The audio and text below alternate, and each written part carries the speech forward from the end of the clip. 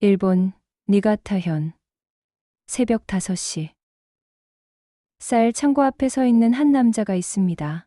야마구치 켄타 45세. 그의 손에는 3대째 이어온 쌀 유통회사의 열쇠가 들려 있죠. 한국산 쌀이라고? 말도 안 되는 소리다. 불과 1년 전만 해도 그는 이렇게 말했습니다. 일본 최고급 쌀 고시히카리의 자부심으로 가득했던 남자였죠. 한국산 쌀을 잡곡 수준으로 여겼던 그가 말입니다. 하지만 지금 그의 창고에는 무엇이 쌓여 있을까요? 바로 하동에서 온 한국산 쌀입니다. 그것도 프리미엄 상품으로 말이죠. 도대체 무슨 일이 벌어진 걸까요? 일본 전통 쌀 유통업자가 어떻게 한국산 쌀 앞에 무릎을 꿇게 되었을까요? 그리고 지금 일본 전국에서 벌어지고 있는 한국쌀 열풍의 진실은 무엇일까요? 오늘 여러분께 들려드릴 이야기는 단순한 성공담이 아닙니다. 한 남자의 고집이 어떻게 굴복으로 바뀌었는지, 그리고 그 과정에서 두 나라의 식탁이 어떻게 하나가 되었는지에 대한 진짜 이야기입니다. 맛은 거짓말을 하지 않는다고 하죠. 국경도 자존심도 넘어선 진짜 맛의 힘을 확인해 보시길 바랍니다. 그럼 이제 이 놀라운 반전 드라마의 시작점으로 함께 가보실까요? 구독과 좋아요 버튼을 눌러주시면 더욱 생생한 이야기를 계속 전해드릴 수 있습니다. 자, 그럼 켄타의 이야기를 직접 들어보시죠. 저는 야마구치 켄타입니다. 니가타현에서 3대째 쌀 유통업을 하고 있죠. 할아버지 때부터 시작해서 아버지, 그리고 저까지. 우리 가족에게 쌀은 단순한 상품이 아닙니다. 자존심이자 전통이었죠. 특히 고시히카리는 달랐어요. 일본이 세계에 자랑하는 최고급 쌀이니까요. 부드러운 식감과 달콤한 향, 그리고 윤기 나는 모습까지. 이런 쌀이 또 어디 있겠습니까? 그런데 2023년 말부터 상황이 이상해지기 시작했습니다. 일본 쌀 가격이 급격히 오르기 시작한 거예요. 10kg에 8만 원이던 게 어느새 16만 원까지 치솟았죠. 이상 기후와 생산량 감소가 원인이었습니다. 고객들이 하나둘씩 불만을 토로하기 시작했어요. 켄타상, 너무 비싸진 거 아니야? 다른 대안은 없나? 하지만 저는 단호했습니다.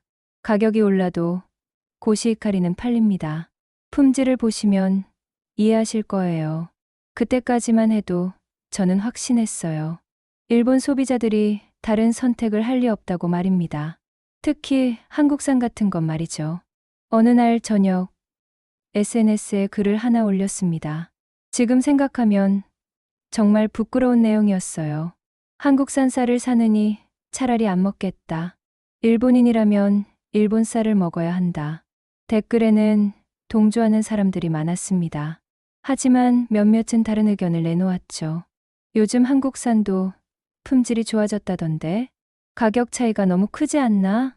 저는 그런 댓글들을 무시했습니다. 한국산 쌀이 일본산만큼 좋을 리 없다고 생각했거든요. 그게 제 고정관념이었죠. 그런데 며칠 후 충격적인 뉴스를 봤습니다. 일본 공중파에서 한국산 쌀 가성비 최고라는 제목의 보도가 나온 거예요. 기자가 직접 시식해보고는 이 정도 품질에 이 가격이라니 라고 감탄하더군요. 저는 화가 났습니다. 언론이 이런 식으로 외국산을 부추겨서야 되겠냐고 생각했죠. 하지만 조금씩 불안해지기도 했어요. 혹시 제가 놓치고 있는 게 있는 건 아닐까 싶어서 말입니다. 매장 상황도 예전 같지 않았어요. 예전엔 고시히카리만 진열해놔도 금방 팔렸는데 이제는 며칠씩 그대로 있더군요. 대신 손님들이 자꾸 묻는 말이 있었습니다. 혹시 한국산은 없나요? 처음엔 이런 질문을 받으면 기분이 나빴어요. 우리 매장에서 그런 걸 취급할 리 없다고 단호하게 말했죠. 하지만 그런 질문이 늘어날수록 뭔가 이상하다는 생각이 들었습니다. 정말 한국산 쌀이 그렇게 좋은 걸까요? 아니면 단순히 가격 때문일까요? 어쨌든 저는 여전히 회의적이었습니다. 일본 쌀의 우수성을 의심할 이유가 없었거든요. 그때만 해도 제가 몇 달 후 한국을 직접 방문하게 될 거라곤 상상도 못했습니다. 그리고 그곳에서 제 모든 생각이 바뀔 거라는 것도 말이죠. 2024년 4월, 딸 유이와 함께 한국으로 가족여행을 떠났습니다. 유이가 케이팝을 좋아해서 한번 가보자고 했거든요. 저는 별 기대 없이 따라 나선 여행이었죠. 서울에 도착해서 첫날은 관광지를 돌아다녔습니다. 경복궁도 보고 명동도 구경했죠. 그런데 둘째 날, 숙소 근처 대형마트에 들렀다가 깜짝 놀랐어요. 쌀 코너에서 본 가격표 때문이었습니다. 10kg에 4만 원? 일본 돈으로 약 3,000엔 정도였어요. 일본에서 고시이카리 절반도 안 되는 가격이었죠. 아빠, 이거 진짜 쌀 맞아? 유이도 신기해했습니다. 하지만 저는 속으로 생각했어요. 역시 싼 게 비지떡이구나. 품질이 떨어지니까 이런 가격에 파는 거겠지. 그런데 마트 직원이 다가와서 말하더군요. 시식해보세요. 오늘갓 지은 밥이에요. 한국어를 못해서 몸짓으로 소통했는데 직원분이 친절하게 작은 그릇에 밥을 담아주었습니다. 처음엔 거절하려고 했어요. 굳이 먹어볼 필요가 있나 싶었거든요. 하지만 유이가 먼저 한 숟가락 떠서 입에 넣었습니다. 그리고는 눈이 동그래지더니 제게 말했어요. 아빠, 이거 정말 맛있어. 저도 할 수 없이 한 숟가락 떠먹었습니다. 그 순간을 지금도 생생히 기억해요. 입 안에서 느껴지는 그 부드러움과 단맛. 고시이카리와는 다른, 하지만 결코 떨어지지 않는 맛이었습니다. 잠깐, 이게 뭐지? 저는 말없이 서 있었어요. 머릿속이 복잡해졌거든요. 이 쌀이 정말 4만 원짜리가 맞나? 일본에서 16만 원 주고 사는 고시이카리와 비교해도 전혀 뒤지지 않는데? 어떠세요? 맛있죠? 직원분이 웃으며 물어봤습니다. 저는 고개를 끄덕일 수밖에 없었어요. 정직하게 말하면 정말 맛있었거든요. 마트를 돌아다니면서 더 충격적인 광경을 봤습니다. 일본인 관광객들이 쌀을 사재기하고 있는 거예요.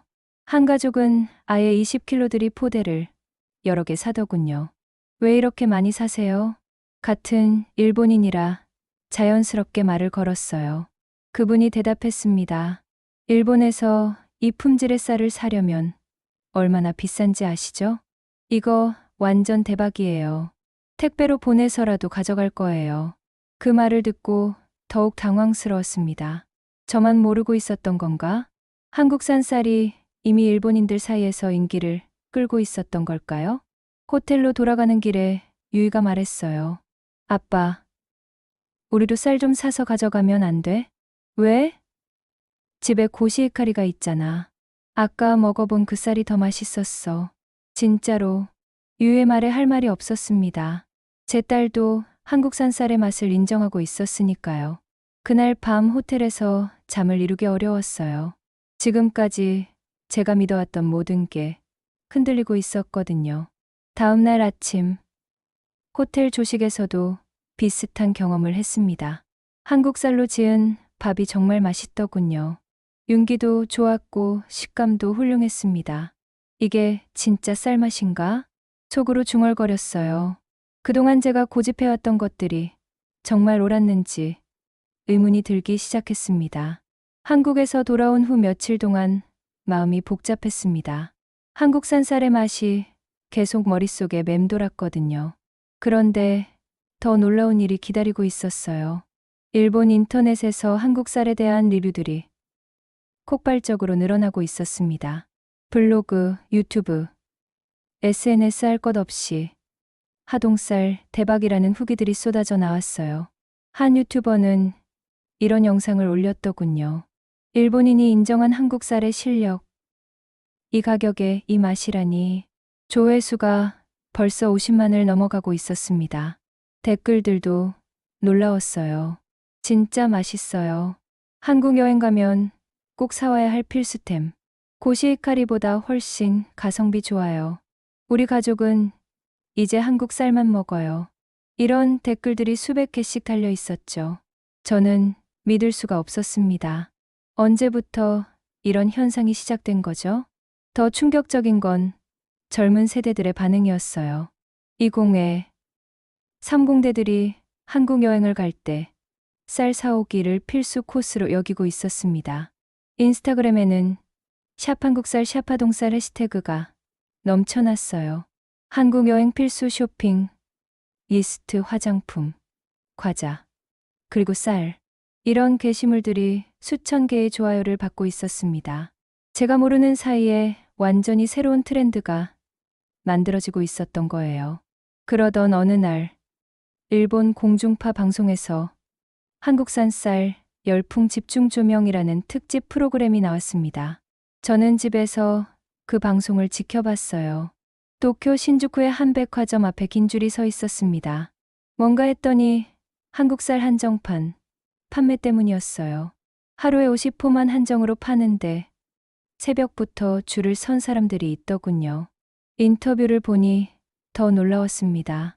맛이 정말 다르더라고요. 밥만 먹어도 달콤해요. 가격도 합리적이고 품질도 훌륭해서 계속 찾게 돼요. 자포니카의 원조는 일본이지만 맛의 완성은 한국에서 이루어진 것 같아요. 마지막 인터뷰 내용은 정말 충격적이었습니다. 일본인이 한국 쌀을 이렇게까지 평가한다니요. 방송에서는 전문가 의견도 나왔어요. 일본의 한 식품연구소 교수가 말했습니다. 한국의 농업 기술이 많이 발전했습니다. 특히 쌀 품종 개량과 재배 기술에서 놀라운 성과를 보이고 있어요. 일본도 더 이상 안주하면 안 될 상황입니다. 그 말을 듣고 소름이 돋았어요. 제가 그동안 얼마나 우물안개구리였는지 깨달았거든요. 매장 상황도 더욱 심각해졌습니다. 하루에 몇 명씩 와서 한국산 있어요? 라고 물어보는 거예요. 처음엔 5에 6명이었는데 점점 늘어나서 하루에 20명 넘게 묻더군요. 죄송합니다. 저희는 일본산만 취급합니다. 이 말을 하루에 몇십 번씩 반복했어요. 그런데 고객들의 반응이 점점 차가워졌습니다. 아, 그럼 다른 데 가봐야겠네요. 요즘 시대에 뒤떨어지는 거 아니에요? 이런 말들을 들을 때마다 가슴이 답답했습니다. 제가 고집을 부리고 있는 건 아닐까 싶었거든요. 결정적인 순간이 왔어요. 단골 고객 중 한 분이 이렇게 말씀하시더군요. 켄타상. 나도 한국산 써봤는데 정말 좋던데? 당신만 모르고 있는 거 아니야? 그 말에 할 말이 없었습니다. 제가 정말 혼자만 모르고 있었던 건가요? 매일이 고통의 연속이었습니다. 매장을 열 때마다 쌓여있는 고시이카리 재고를 보면 한숨이 나왔어요. 예전엔 일주일이면 동이 났던 게 한 달이 넘도록 그대로 있었거든요. 반면 매일 찾아오는 고객들의 질문은 똑같았습니다. 한국산 쌀 있나요? 하동쌀 들여놓을 계획 없으세요? 왜 한국산은 안 파세요? 처음엔 자존심 때문에 버텼어요. 우리는 일본 전통쌀 전문점이라고 품질 좋은 일본산만 취급한다고 말했죠. 하지만 점점 설득력이 떨어지는 느낌이었습니다. 매출 보고서를 보니 더욱 충격이었어요. 전년 같은 기간 대비 절반으로 떨어져 있었습니다. 이대로 가면 가게 문을 닫아야 할 상황이었죠. 아내 미사키도 걱정하기 시작했어요. 여보, 정말 괜찮은 거야? 요즘 손님들이 많이 줄었는데. 괜찮아. 일시적인 현상일 거야. 저는 여전히 고집을 부렸습니다. 하지만 속으로는 불안했어요. 정말 일시적일까? 아니면 시장이 완전히 바뀌고 있는 걸까? 그러던 어느 날 밤, 결심했습니다. 더 이상 추측만 할 수는 없겠다고 생각했어요. 직접 확인해 봐야겠다고 말입니다. 인터넷으로 한국산 쌀 샘플을 주문했어요. 하동에서 생산된 쌀이었습니다. 주문할 때도 떨렸어요. 이런 짓을 하고 있는 제 자신이 부끄러웠거든요. 일주일 후 택배가 도착했습니다. 5kg들이 한 포대였어요. 포장지에는 하동군 특산품이라고 적혀 있었죠. 손으로 만져보니 쌀알이 단단하고 윤기가 흘렀습니다. 그날 저녁 집에서 몰래 지어봤어요. 미사키와 유이가 외출한 사이에 말입니다. 물의 양부터 불 조절까지 평소와 똑같이 했죠. 밥이 다 되어서 뚜껑을 열었을 때의 느낌을 잊을 수 없어요. 김이 모락모락 올라오면서 고소한 냄새가 퍼졌습니다. 색깔도 예쁘더군요. 우리 고시히카리와 별반 다르지 않았어요. 떨리는 마음으로 한 숟가락 떠서 입에 넣었습니다. 그 순간 모든 게 무너졌어요. 정말 맛있었거든요. 단맛도 좋았고 식감도 부드러웠습니다. 무엇보다 가격 대비 이 정도 품질이라니 말이 안 됐어요. 이게 하동살이라고? 혼자 중얼거렸습니다. 지금까지 제가 무시해왔던 게 이런 품질이었다니요. 정말 충격이었어요. 그 밤 잠을 이룰 수 없었습니다. 머릿속이 복잡했거든요. 고객들이 왜 한국산을 찾는지 이제야 이해됐어요. 이 정도 맛에 이 가격이면 당연히 찾을 수밖에 없겠죠. 다음 날 아침 평소처럼 매장을 열었습니다. 그런데 첫 번째 손님이 또 물어보더군요. 한국산 쌀 있나요? 이번엔 다르게 대답했어요. 지금은 없지만 검토해보고 있습니다. 처음으로 가능성을 열어둔 대답이었죠. 손님도 놀란 것 같았어요. 정말요? 언제쯤 들어올까요? 조금만 기다려주세요. 최대한 빨리 준비해보겠습니다. 그 말을 하고 나니 마음이 한결 가벼워졌어요. 더 이상 고집만 부릴 수는 없다는 걸 인정한 순간이었죠.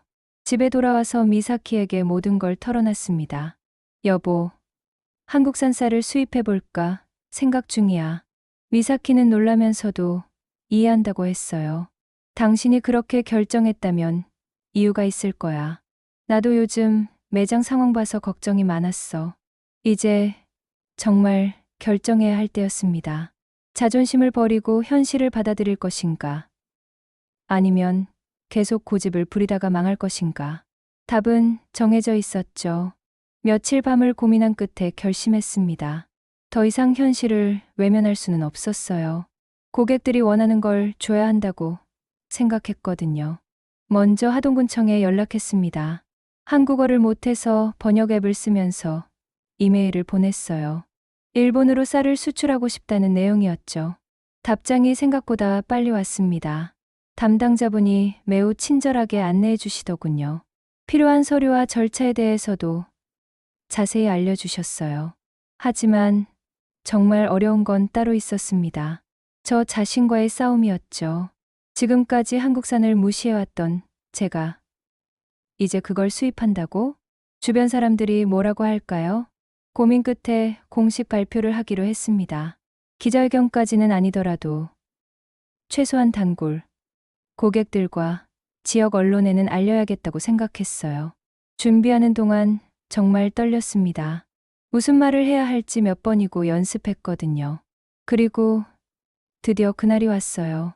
매장 앞에 작은 테이블을 놓고 마이크를 설치했습니다. 평소보다 많은 사람들이 모였어요. 지역 신문 기자도 왔더군요. 떨리는 목소리로 말을 시작했습니다. 안녕하세요.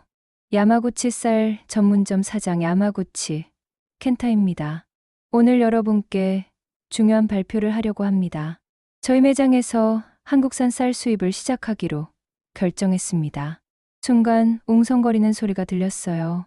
어떤 분은 놀란 표정이었고 어떤 분은 반가워하는 것 같았습니다. 사실 저는 그동안 일본산 쌀만이 최고라고 생각해왔습니다. 다른 나라 쌀은 품질이 떨어진다고 여겼죠. 목이 메었어요. 이런 고백을 하는 게 쉽지 않았거든요. 하지만 제가 틀렸습니다. 직접 한국을 방문해서 그곳 쌀을 먹어보고 깨달았어요. 품질도 훌륭하고 가격도 합리적이더군요. 더는 자존심으로 버틸 수 없습니다. 고객 여러분이 원하시는 걸 제공하는 게 제 역할이니까요. 박수가 터져 나왔습니다. 예상하지 못한 반응이었어요. 반대 목소리가 나올 줄 알았는데 오히려 격려해 주시더군요. 한 단골 할머니가 손을 들고 말씀하셨어요. 켄타상, 잘 결정하셨어요. 요즘 쌀값이 너무 비싸서 부담스러웠거든요. 다른 분도 거들었습니다. 맛있으면 되는 거 아닙니까? 나라가 어디든 상관없어요. 생각보다 많은 분들이 긍정적으로 받아들여 주셨습니다. 정말 다행이었어요. 발표를 마치고 나서 기자분이 질문했습니다. 구체적으로 언제부터 판매를 시작하실 건가요? 하동군과 첫 계약을 체결해서 200톤 규모로 시작할 예정입니다. 다음 달부터 매장에서 만나보실 수 있을 거예요. 가격은 어느 정도로 책정하실 건가요? 일본산보다는 확실히 저렴하게 공급할 계획입니다. 하지만 품질을 고려하면 결코 싼 게 아니라고 생각해요. 그날 저녁 집에 돌아와서 뉴스를 봤는데 제 발표가 나오더군요. 제목이 인상적이었어요. 3대째 일본 쌀 전문점. 한국산 쌀을 프리미엄 상품으로 등록. 프리미엄이라는 표현이 마음에 들었습니다. 저도 그렇게 생각했거든요. 한국산 쌀을 저급품으로 취급할 생각은 전혀 없었어요. 며칠 후 하동군 관계자분들과 화상회의를 했습니다. 생산 농가들도 함께 참석해 주셨어요. 한국어는 몰랐지만 통역을 통해 대화할 수 있었죠. 농가 대표분이 이렇게 말씀하셨어요. 일본에서 우리 쌀을 좋게 봐주셔서 감사합니다. 최고 품질로 보내드리겠습니다. 그 말을 들으니 가슴이 뭉클했어요. 이분들의 정성으로 만든 쌀을 제가 일본에 알리는 거라고 생각하니 책임감도 느껴졌죠. 계약서에 사인하는 순간이 기억에 남아요.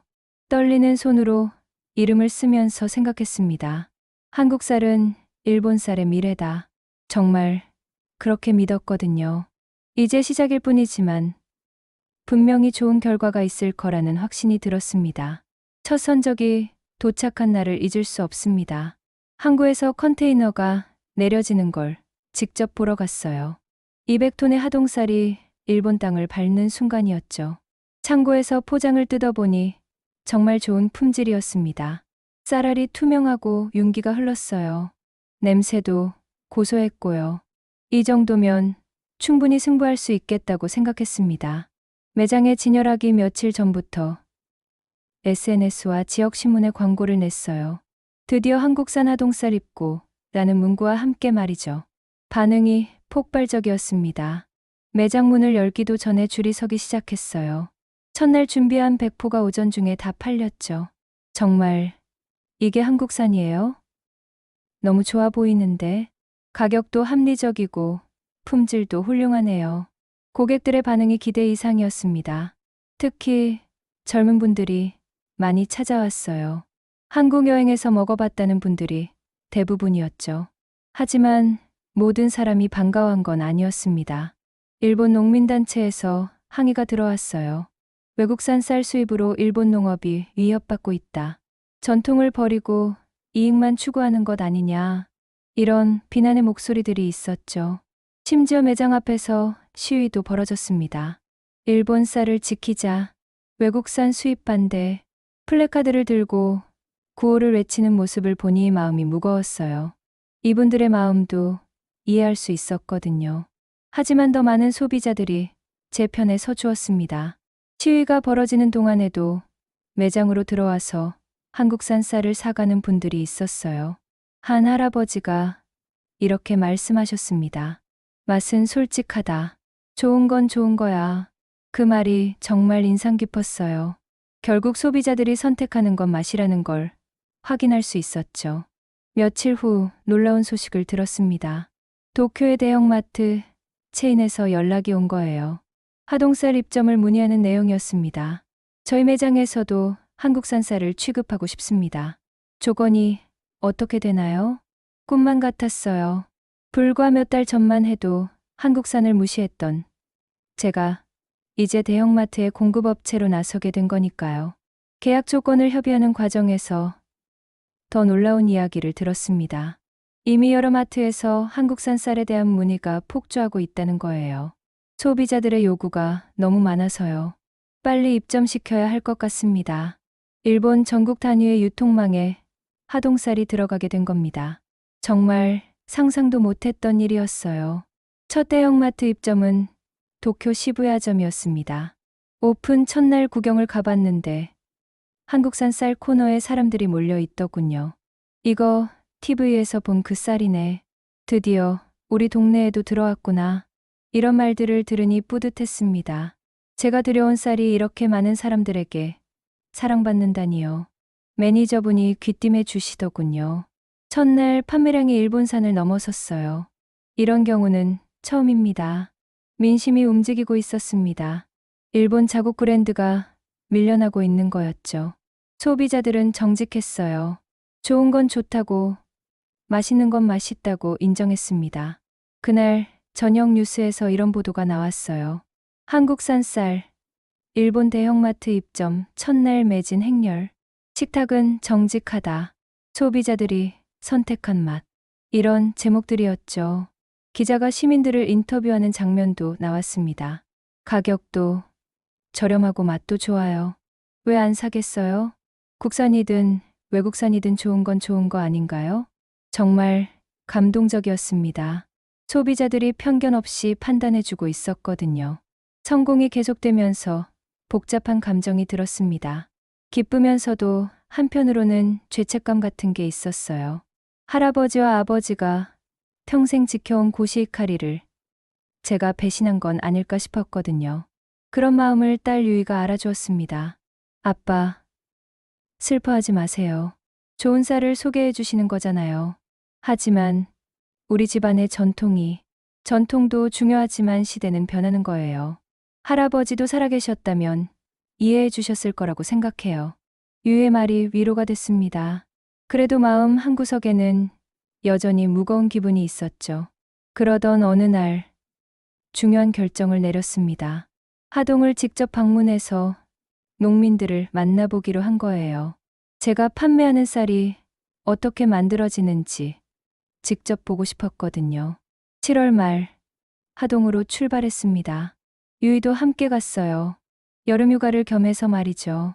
하동에 도착하니 정말 아름다운 풍경이 펼쳐져 있었습니다. 끝없이 펼쳐진 논들과 푸른 산들. 일본의 시골과는 또 다른 매력이 있더군요. 첫 번째로 방문한 곳은 이번 계약을 담당하신 김 농장주님 댁이었습니다. 50대 중반의 인자한 분이셨어요. 일본에서 오셨다고 들었습니다. 먼 길 오시느라 고생하셨어요. 통역을 통해 대화했지만 마음이 통했습니다. 진심이 느껴졌거든요. 김 농장주님이 논으로 안내해 주셨습니다. 넓은 논의 벼가 바람에 흔들리는 모습이 장관이었어요. 이 쌀을 기르는데 1년이 걸립니다. 모내기부터 수확까지 정말 많은 정성이 들어가죠. 벼이삭을 만져보니 알이 꽉 차 있었습니다. 아직 익지 않았는데도 벌써 고소한 냄새가 났어요. 어떤 마음으로 농사를 지으시나요? 제가 물어봤습니다. 김 농장주님이 잠시 생각하시더니 대답하셨어요. 먹는 사람의 건강을 생각하며 짓습니다. 내 가족이 먹는다고 생각하고 키우죠. 그 말을 듣고 가슴이 뭉클했습니다. 이런 마음으로 기른 쌀이라니 맛있을 수밖에 없겠다는 생각이 들었어요. 저녁에는 하동군청에서 환영 모임을 열어주셨습니다. 군수님을 비롯해서 농업 관계자들이 많이 참석해 주셨어요. 군수님이 인사말을 하셨습니다. 일본의 하동쌀을 알려주신 켄타 사장님께 진심으로 감사드립니다. 덕분에 우리 농민들이 큰 힘을 얻고 있어요. 저도 답사를 했습니다. 저야말로 감사합니다. 좋은 쌀을 만나게 해주셔서요. 앞으로도 계속 협력해 나가겠습니다. 그때 한 농민분이 일어나서 말씀하셨어요. 처음에는 일본으로 수출한다고 하니까 걱정이 많았어요. 품질이 까다롭기로 유명하잖아요. 하지만 켄타 사장님이 좋게 평가해 주셔서 자신감이 생겼습니다. 정말 고마운 말씀이었습니다. 제가 이분들에게 힘이 되고 있다니 뿌듯했어요. 다음 날 아침 논 한가운데 서서 생각에 잠겼습니다. 여기서 자란 쌀이 일본까지 가서 많은 사람들의 식탁에 오르는 거죠. 정말 신기한 일이었어요. 유이가 제 어깨에 손을 얹고 말했습니다. 아빠, 이 쌀을 만든 건 기계가 아니라 사람이네요. 그 말이 정말 인상 깊었어요. 맞습니다. 기계가 아닌 사람이, 그것도 정성을 다해서 만든 쌀이었죠. 하동을 떠나는 날, 김 농장주님이 선물을 주셨습니다. 올해 첫 수확한 햅쌀이었어요. 일본 가족들과 함께 드세요. 우리의 마음이 담겨 있습니다. 공항에서 그 쌀 포대를 안고 있으니 눈물이 날 것 같았습니다. 이런 분들과 함께 일할 수 있다는 게 정말 행복했어요. 일본에 돌아와서 그 햅쌀로 밥을 지어 먹었습니다. 온 가족이 함께 둘러앉아서 말이죠. 맛도 맛이지만 그 안에 담긴 정성이 느껴졌어요. 아빠, 이제 확신이 서나요? 유이가 물어봤습니다. 저는 고개를 끄덕였어요. 그래, 이제 확신한다. 좋은 선택이었어. 하동 방문 이후 마음이 완전히 정리됐습니다. 더 이상 죄책감이나 갈등은 없었어요. 오히려 제가 하는 일에 대한 자부심이 생겼죠. 9월에 들어서면서 더 큰 계획을 세웠습니다. 도쿄에 한국쌀 전문 매장을 열기로 한 거예요. 니가타의 작은 매장으로는 늘어나는 수요를 감당할 수 없었거든요. 위치는 신주쿠로 정했습니다. 젊은 사람들이 많이 다니는 곳이라 한국 문화에 관심 있는 분들이 많을 거라고 생각했어요. 매장 준비하는 동안 정말 바빴습니다. 인테리어부터 직원 교육까지 신경 쓸 게 한두 가지가 아니었죠. 특히 한국쌀의 특징과 조리법을 직원들에게 제대로 알려주는 게 중요했어요. 오픈일을 며칠 앞두고 미리 시식 행사를 열었습니다. 지역 언론과 블로거들을 초대해서 한국산 쌀로 만든 다양한 요리를 선보였어요. 반응이 뜨거웠습니다. 특히 젊은 블로거들이 열광했죠. 이 맛에 이 가격이라니 정말 혁신적이에요. 한국쌀로 만든 김밥이 이렇게 맛있을 줄 몰랐어요. 그날 저녁 SNS에는 시식 후기들이 쏟아져 나왔습니다. 오픈 전부터 화제가 된 거죠. 드디어 오픈일. 매장 문을 열기 전부터 줄이 서 있었어요. 첫 고객은 20대 여성이었습니다. 한국 여행에서 먹어본 그 쌀 맛을 잊을 수가 없어서 왔어요. 드디어 일본에서도 살 수 있게 됐네요. 정말 감동적이었습니다. 이런 분들을 위해 매장을 연 거였거든요. 하루 종일 손님들이 끊이지 않았어요. 준비한 재고가 오후에 동이 났을 정도였죠. 급하게 추가 물량을 가져와야 했습니다. 며칠 후 놀라운 소식을 들었습니다. 유이가 대학에서 한국어를 배우기 시작했다는 거예요. 왜 갑자기 한국어를? 하동농가 교류 프로그램에 참여하고 싶어서요. 아빠 일을 더 잘 이해하고 싶기도 하고요. 정말 기특했습니다. 딸이 제 일에 이렇게 관심을 가져주다니요. 유이는 방학 때 하동으로 인턴십을 가기로 했습니다. 농업 기술을 배우면서 한국어도 늘리겠다는 계획이었죠. 나중에 아빠 일을 도와드릴 수 있을 거예요. 차세대까지 이어지는 교류의 시작이었습니다. 정말 의미 있는 일이라고 생각했어요. 12월 말, 올해를 정리하는 의미로 가족 식사를 준비했습니다. 물론 하동쌀로 지은 밥과 함께 말이죠. 식탁에 앉아서 밥 한 숟가락을 떠넣으니 감회가 새로웠어요. 1년 전만 해도 상상도 못했던 일들이 벌어졌거든요. 여보, 올해 정말 많은 변화가 있었네. 미사키가 말했습니다. 저도 고개를 끄덕였어요. 그래, 모든 게 바뀌었지. 하지만 후회는 없어.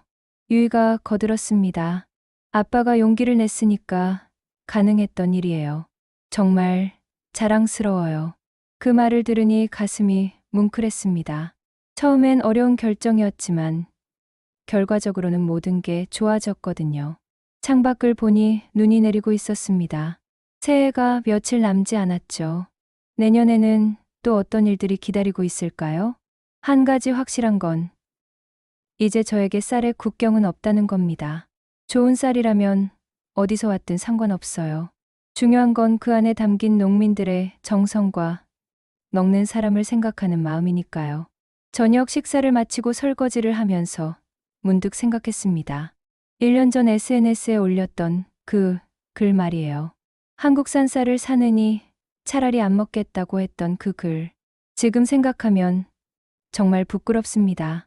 편견과 고정관념에 사로잡혀서 좋은 걸 놓칠 뻔했거든요. 아니, 실제로 몇 달 동안 놓치고 있었죠. 하지만 늦었다고 생각할 때가 가장 빠른 때라고 하잖아요. 지금이라도 깨달아서 다행이라고 생각합니다. 새해가 되면 더 많은 계획이 있어요. 하동뿐만 아니라 다른 지역의 쌀도 소개하고 싶고, 한국 농가와의 교류도 늘려가고 싶습니다. 무엇보다 이런 좋은 쌀을 더 많은 일본 사람들에게 알리고 싶어요. 마지막으로 하고 싶은 말이 있습니다. 맛이 말해줬습니다. 그게 전부였어요. 국경도, 자존심도, 편견도 모두 무너뜨린 건 결국 진짜 맛이었죠. 지금 우리 집 식탁 위에는 하동에서 온 쌀로 지은 밥이 놓여 있습니다. 그리고 내일도, 모레도 계속 그럴 거예요. 이게 바로 제가 찾은 답이거든요. 에필로그. 야마구치 켄타의 이야기는 여기서 끝이 아닙니다. 지금도 그는 도쿄 신주쿠에서 한국쌀 전문 매장을 운영하고 있어요. 매일 수십 명의 고객들이 찾아와서 하동쌀을 사가고 있죠. 더 놀라운 건 이런 현상이 일본 전국으로 퍼지고 있다는 겁니다. 한국산 쌀이 일본 가정의 기본 식탁이 되어가고 있어요. 더 이상 특별한 게 아니라 일상이 된 거죠. 켄타의 딸 유이는 지금 하동에서 6개월째 농업 연수를 받고 있습니다.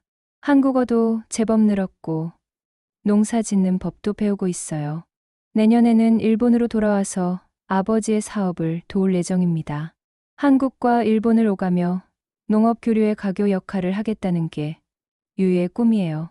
차세대가 이어가는 진정한 교류의 모습이죠. 그리고 무엇보다 중요한 건 이 모든 변화가 정치나 경제 논리가 아닌 순수한 맛에서 시작됐다는 겁니다.